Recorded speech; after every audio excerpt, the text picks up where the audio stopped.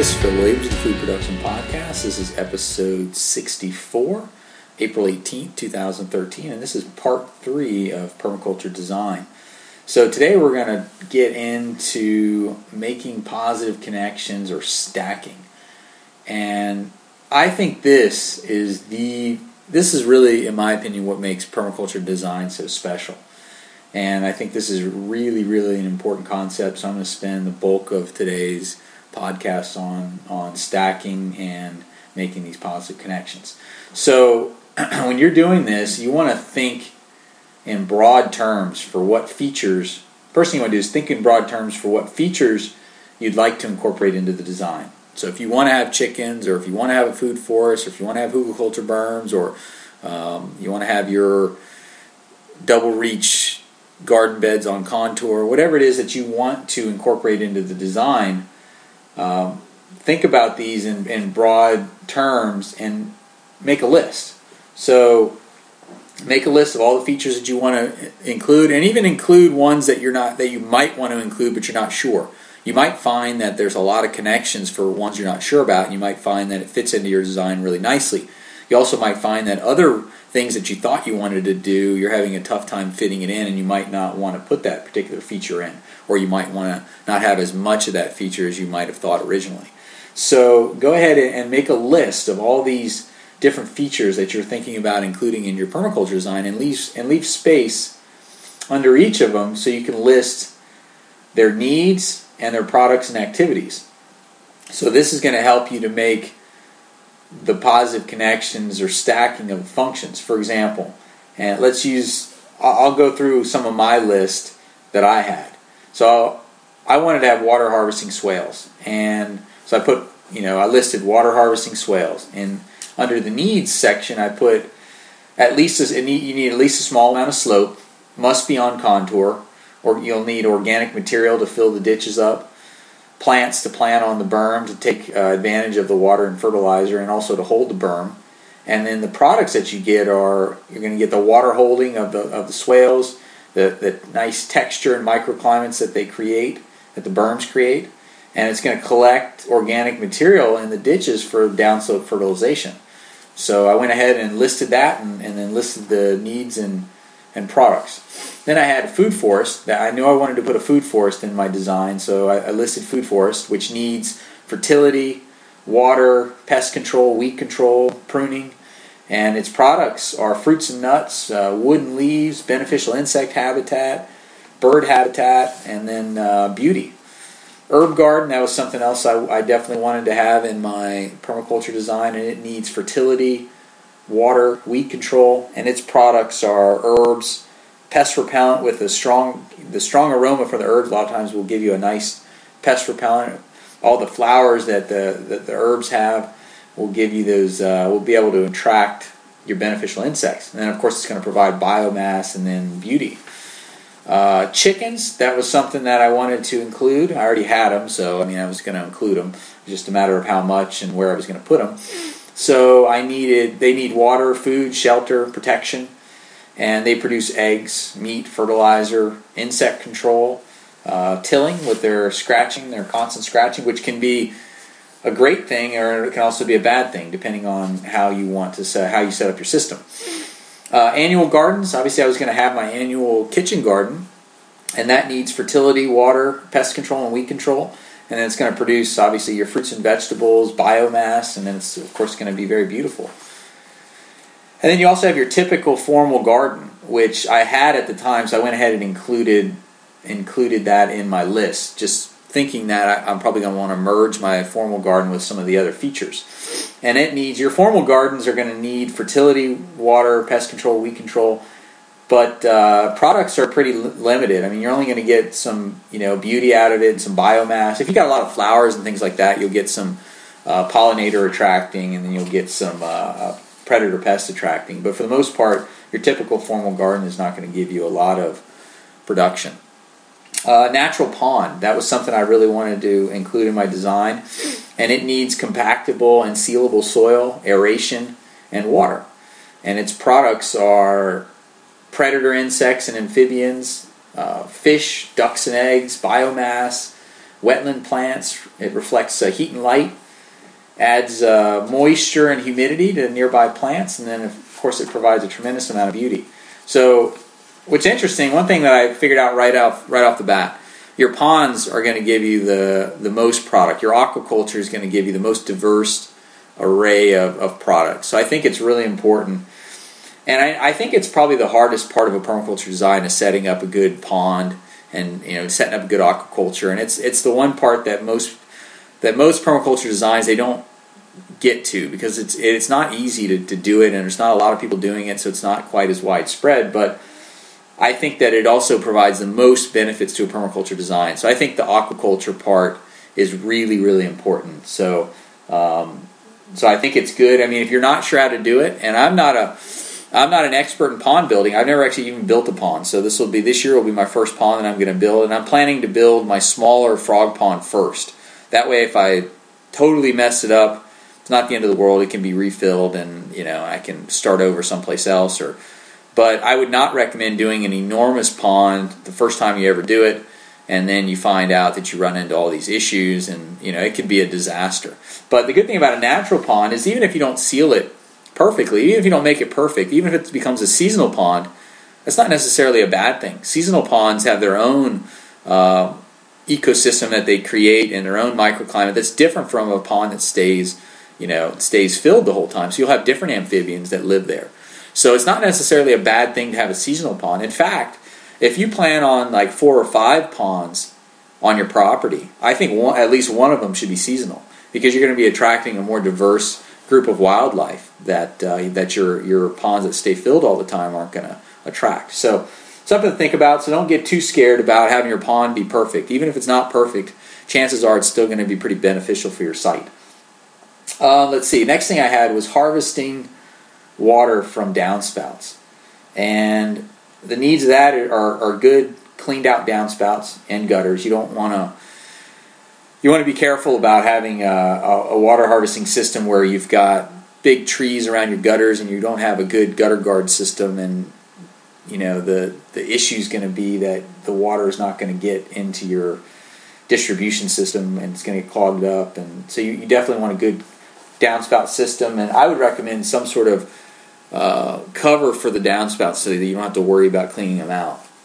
And you're also going to need a good distribution system for harvesting the water, or a tank to hold it, and then a distribution system.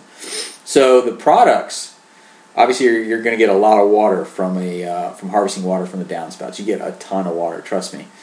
And the other thing is you're going to be moving water away from the house. So basically lots of water. It's up to you what you want to do with it after the fact. Nitrogen fixing plants. That's something that I really wanted to include a lot of in my design. And your nitrogen fixing plants, they need some water and soil, but they don't need good soil. So just any sort of soil is fine. And its products are going to be fertility with their nitrogen, obviously, biomass, and sometimes there's even some fruit like gumi, some of those type plants. So nitrogen fixing shrubs, trees, and plants, definitely I would put them all throughout your landscape. Living mulches. This is an interesting concept that I really wanted to include, and I like the fact that I really learned a lot from One Straw Revolution, which is Masanobu Fukuoka's book, and he was a natural farmer in Japan, and he used a lot of Dutch white clover as a living mulch in his orchard. And the nice thing about the Dutch white clover is it only grows to be 6 to 8 inches tall, so it's not like you got to mow it or worry about it getting out of control if you're looking for a more formal look. But it's also going to provide fertility and insect attractors, pollinator attractors, and it's going to provide that mulch without actually having to bring in bark mulch or wood mulch or whatever type of mulch you're going to use every year. So once you get it planted and established, you've got a mulch forever. So that's what I really like about going with a living mulch. So it needs water and weeding, and its products are fertility, weed suppression, beneficial insect attracting, beauty, moisture holding, pollinator attractors. So those are definitely your nitrogen fixing plants, and your living mulches are really nice. And a lot of times you can combine the two. Dutch white clover is a nitrogen fixing plant, and it's also makes a very nice living mulch. So when I put together this whole list and I started thinking about stacking these functions, I started to think that I definitely wanted to combine the food forest with the swales and the herb garden, because I could plant the herbs on the berms with the food forest, and I've got the swales providing the fertility and the water, and it all sort of mixed together, which was nice. And then I also wanted to incorporate nitrogen-fixing plants in my food forest, of course, and living mulches throughout. And I wanted to incorporate nitrogen-fixing plants and living mulches basically throughout my entire design. My downspouts, they were already routed into a tank, but I also wanted to think about routing the excess downspout water, the overflow, into my swales or to my ponds, or to both. I'm thinking both. I also was looking to incorporate my annual gardens and my herb garden with my formal garden as well. So, for example, I have a formal, just normal looking garden in the front of my house. It's, some boxwoods, some daylilies, some azaleas. Very simple, basic stuff that you would see just about in anybody's yard. But what I did was I actually went through and planted. Actually, I just did this. I went through and I put my herb spiral in that area, and then I also planted all my herbs there. Transplanted a bunch of my herbs. So now I've got my herb garden mixed with my formal garden, and it's right next to my house, so I have very easy access to the herbs if we're cooking, and we don't even have to get our feet dirty to get them. So I decided to incorporate my herb garden with my formal garden, and that worked out really well. So I'm stacking my functions there, and then I'm also stacking my functions in space as well, because I've got it close to the area that I want to use it. So I'm not, because chances are, if you've got your herb garden far away from your house and you need something, you're not going to go out and get it. You're just going to use the dried stuff that you have on hand, or you're going to go without. So I have an herb garden. I want to use it. So I'm going to be more likely to use it more often and get the benefit of those herbs if it's close to the house. The swale overflow and the downspout overflow, like I said before, I want that to feed the pond along with the surface runoff. And my natural pond could also be strategically placed to allow for the prevailing winds to help with the aeration and for the gardens to benefit from the pest control aspect. So think about it. I'm planting my big pond on the west side of my house, and a lot of wind comes in through there, and so that's going to aerate the pond, and it's also going to help to push those predator insects into my annual garden, where they'll hopefully find all the pests that they can come by and eat. So, and then they'll also be crossing through the chicken area, so the chickens might take a few of them out, but either way, they'll either be helping me provide food for the chickens or helping to eat the pests. Something tells me they'll be providing both. And so stacking functions, very, very, very important concept. And I think, like I said before, that stacking functions is really the heart of the permaculture design. And I think that if you can do that well, you're going to have not only a permaculture design that's going to look nice, but it's also going to be fun to maintain it. It's going to be something where you're going to say, wow, that was really clever, and it's so easy for me to maintain these things because I set it up properly. I'm not walking to the end of my property to get to my Zone 1 garden bed or to take care of the chickens. So now that you know the element of the design that you would like to stack, so you made your list, you've got all the stuff, the elements that you want to stack to take advantage of the products that match up, you also need to geographically stack them. And when I say geographically stack them, you're going to want to place your elements in zones based on proximity to the stacked elements in the home. So we're going to talk a little bit about using zones to help with the stacking. So when you're accessing a permaculture site, dividing the property into zones, that will help you to position certain plants, animals, aquaculture, pasture, your food forest, your orchard, your housing, your wild forest. That's going to help you position that stuff to result in the most positive connections between the zones. And this process leads to more stackings of functions and greater efficiency of the site. So obviously we took all our features and we can stack them together based on the functions, based on the stuff that they provide and then the stuff that they need, and we try to line up needs and what it provides together. so your features can help to provide the functions for you, so you don't have to provide everything. But we also want to think about it in terms of zones, because for example, you don't want to stick your annual garden out in zone 5, which is the wild area, way far away from your house. I mean, you have to start thinking about how many visits you're going to be making to go to these features, and you're going to want to try to position them on your map in the places that make the most sense. That's going to require the least amount of trips. You have to think about things in terms of long term. If you've got chickens, especially if you've got laying hens, you're going to have to go out there at least once a day. At least once a day, you're going to have to go out there and get the eggs. And I feel bad if you've got to go up and open up and shut down the coop every day. Hopefully you've got a system to deal with opening and shutting the coop. But so let's just say you're just going out there once a day, but that's every single day. So we're talking 365 days a year. Let's say you place your paddock shift area really close to the house versus let's say you place it 300 yards from the house, or let's say 400 yards to make it easy. So 400 yards from the house. Every single day you're walking 400 yards, so times 400 yards, so I'm walking quite a few miles. And basically every 4 days you're going to be walking a mile. Actually, that's not even true. You'll be walking a half a mile every day just to get to the chickens and back. So let's say more realistically, you only have it 200 yards away. So every day you're going to be walking a quarter of a mile to get to the chickens. And so obviously you don't want to do that. You can have your wild areas 400 yards out, because those, maybe you're only visiting that once or twice a year. It's not a big deal to walk out there, every now and again.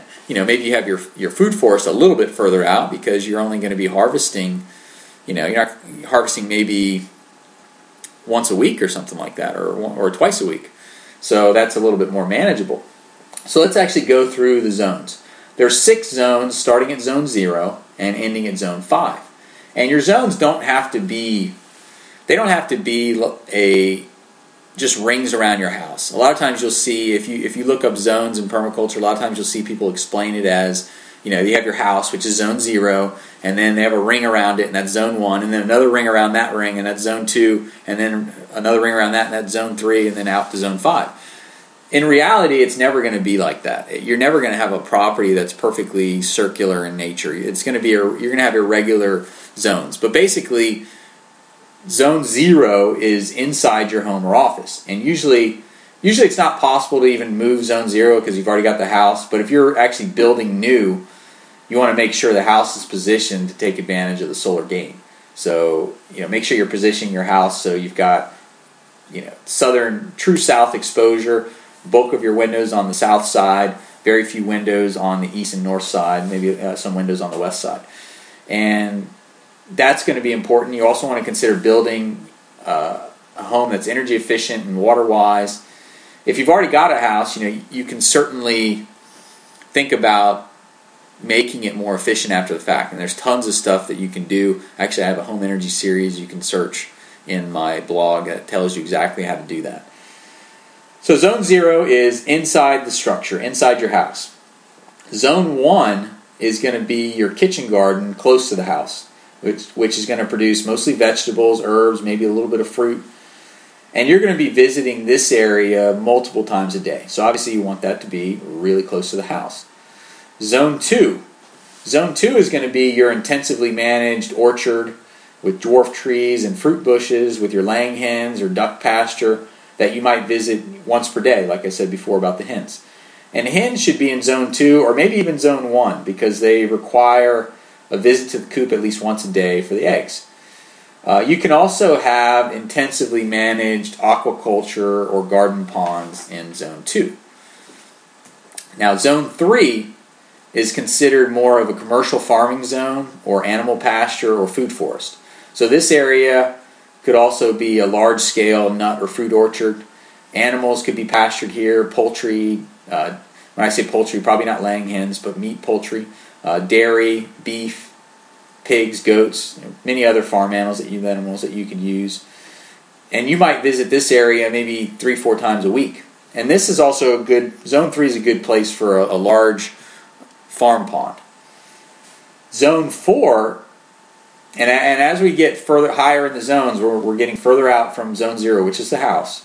So zone 4 is typically a place to grow and harvest timber. It also might be a place to graze forest-type animals, such as pig or deer at really low stocking rates. Ideally, you would only need to go here maybe once a week. And it could also be a native wildflower meadow. I actually have a native wildflower meadow for a good chunk of my Zone 4 because I don't have a lot of harvest area. Although I am actually going to grow a timber area. And then Zone 5, this is wilderness. So this is going to be the very edges of your property. And there's no really reason to go here. Just let it go wild. And you can go there just to go and see it every now and again to enjoy the nature. But this is going to provide your natural habitat for a lot of plant species, animal species, insects. And having the wilderness, I think, is a really cool idea. Now, what I did was I went ahead and let my Zone 5 is going to be the edge of my property. So I've got about maybe 20, 30 meters, maybe 40 meters deep of forest all along the edge of my property. And I'm just letting that go wild. And part of it actually isn't forest yet, but I'm just letting the grass go. So I'm getting the wild areas at the edge of my Zone 5, which I want, but I'm also building some privacy because I'm trying to make my property less visible from the road, less visible to the neighbors. That means less calls to the Department of Making Me Sad, like Paul Wheaton would say. So, plus it looks nice. It really does. It looks nice to have the trees around the edges and whatnot. So those are the zones. So we got Zone 0 through Zone 5. And what you want to do is start to think about what you want to put in each of your zones and then start to figure out where they're going to go and where the features are going to go. And this is really the fun part. And you can move this around quite a bit. You don't need to do it once. And in fact, I would recommend highly that you experiment with this before you actually start doing anything. So now that you have your zones, you can take the features that make the most sense and place them on the zone map and see how many make positive connections. And then think in terms of how many visits you need to make. Maybe you can weed on the way to the rabbits, and then you can take the weeding that you did and feed them to the rabbits. I mean, there's lots of different ways you can think about making these positive connections. And a lot of times people really don't. For most people, they really don't think in these terms as far as zones and making positive connections. I'll give you an example. When we first got chickens, I didn't know anything about permaculture, but I was smart enough to know that I wanted to have the chickens close to the house because I knew that I was going to be taking care of them often. And I didn't want to put them out in the middle of nowhere and have to walk really far away to get them. So Denise's sister came over one of the first times she came over, and the chickens were out in their pasture area, and she told me she's like you need to move the chickens far away from the house. They're going to smell. And anyways, beyond the fact that that was ridiculously rude, I mean, I didn't say anything, but beyond the fact that it is extremely rude, it was also extremely ignorant, because if she knew anything about farming and gardening, she would know that if chickens are taken care of properly, they don't smell at all. And they shouldn't smell. If they do smell, you're doing something wrong. The chickens don't smell. They're pastured properly. I'm chicken paddock shifting. And even then, I wasn't even chicken paddock shifting them then, but it still didn't smell because they had a big enough pasture area that they weren't destroying it and causing a toxic situation. And the other thing is I like watching them. When I'm out in the garden, it's fun. It's fun to see them out there. And it's easy for me, if I'm weeding something, to just throw it into their pasture area and for them to get it. So I like having them around in the garden. It makes it more enjoyable to be out there gardening. But conventional wisdom is let's hide the chickens somewhere that nobody can see them, and it's this dirty, smelly place that you don't want to go. And that's not. And if that's the case, what you're doing is not correct. You're not taking care of them properly, and you're not integrating them into the permaculture design properly. So it should be something where the chickens are helping you. The chickens are doing a great job, and they add not only to the function of your site, but they add to the beauty and the interest of it. Another example, and Denise's dad, one of the first things he said to me because I set up my garden in the front yard. We have a very good solar exposure here. So we have south-facing slope. And I thought that the best place to put my Zone 1 garden was right in the front yard. And this is before I knew anything about permaculture. I didn't even know what a Zone 1 garden was. But intuitively, I knew that it's going to be a lot easier to take care of a garden in the front yard, and the garden's going to do better because it's going to get the sun. My backyard is really shady, and I thought it would look really nice to have it in the front. So one of the first things Denise's dad said to me when he came over and saw that the garden was front, he's like, "Oh, you put the garden in the front yard." He's like, "Why didn't you put it in the backyard?" Because most people put their garden in the backyard. They hide their vegetable garden in the backyard like it's something to be ashamed of. If you've got a vegetable garden, a beautiful permaculture garden, I think it's something that you should show off. Not only that, I get fantastic solar exposure in the front. It's also easier to access it. I'm out in the garden almost every day, definitely every day in the spring and summer. So there's no reason to be hiding these things in the back. And I think we need to sort of get away from some of the conventional thinking on where we're going to put things. And we need to start thinking in terms of zones, what makes sense functionally, and setting these things up so they're beautiful. We should be showing them off. We shouldn't be hiding them. Now, I have layered my laying hens in Zone 1, sometimes in Zone 2. And I also have my annual gardens in Zone 1, and my laying hens are upslope of the garden, and they provide fertility, pest control, and they're also in my food forest, which provides fertility, pest control, and fruit cleanup as well. So the chickens are really doing quite a bit of stacking functions for me. Another example is my food forest. I went ahead and put that on swales because my swales are providing fertility and the water needs of my food forest. And then I'm using my nitrogen-fixing plants there. I'm also using nitrogen-fixing plants in my Zone 1 garden as well. I've got Hugel sun traps, which are, this is going to help me to bring in the sun inside the Hugel sun trap, so I can plant my delicate plants that really are frost sensitive. And then the Hugel beds are going to provide fertility and the water needs of everything I plant on the Hugel beds. Anyway, stacking your positive functions, in my opinion, it's what really makes permaculture design special. So I think you should spend a tremendous amount of time on this. So move things around, really think about it before you commit to placing certain features on your design. Or don't even worry about that. Actually, you can place them every which way, but move them around a bunch of times. Make a bunch of copies of your zone design and try different things out and see what works. See what makes the most positive connections for you. Think what makes the most positive connections in terms of geography as well. So that's it for today. I'll be back next week with part 4, which will cover more in detail. I'll go into specific features of good permaculture design. So we've been talking very broad concepts, but I'll actually go into specific features that you might want to consider using for your permaculture design. Anyway, thank you for listening to the Food Production Podcast.